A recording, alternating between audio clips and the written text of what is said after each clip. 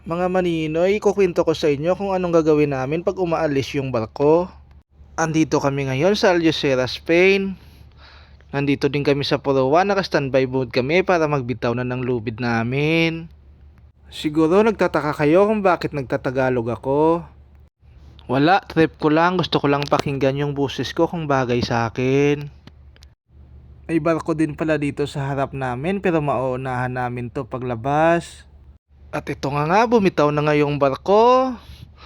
Yung lubid namin binitawan na ng mga lineman ng puerto.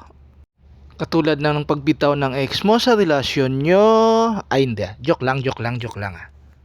Mga maninoy, pag napanood yung kalokohan na to, pakisabi sa akin kung ipagpatuloy ko pa ba yung pagtatagalog ko. Medyo matagal na yung pagsasalita ko, fast forward muna natin yung video. Ganyan lang yung gagawin mo, alalayan mo lang yung lubid habang binibira ni maestro. Yun na nga, natapos na kami sa manyobrada, underway na kami papuntang Torque.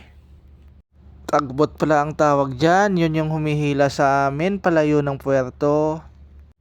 Pagkatapos namin mag-let go ng tagbot, kailangan ko pumunta ng pilot ladder.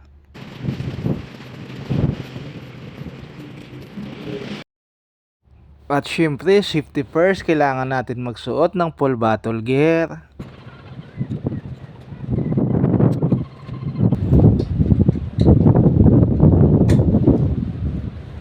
Safety harness pala ang tawag dyan, tsaka life vest.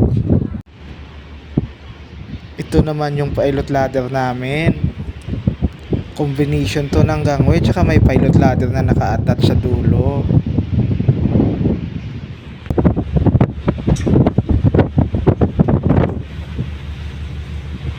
Ito naman pala yung partner ko sa pilot ladder, senior AB namin na Chinese.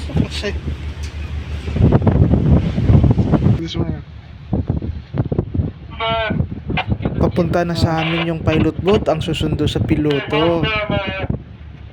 You can secure it at the anchor, close both transfer flaps, report to bridge.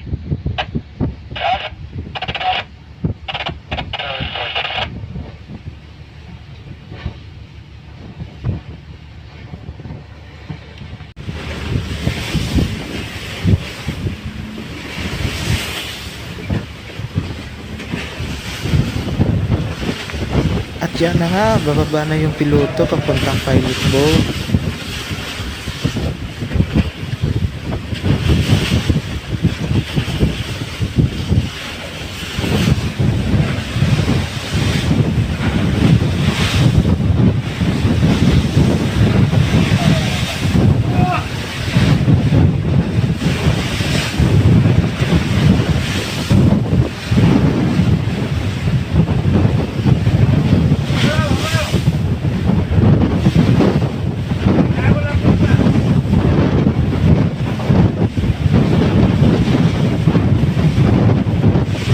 Hanggang dito na lang muna mga maninoy. Sunod naman pag doon na kami sa Torque.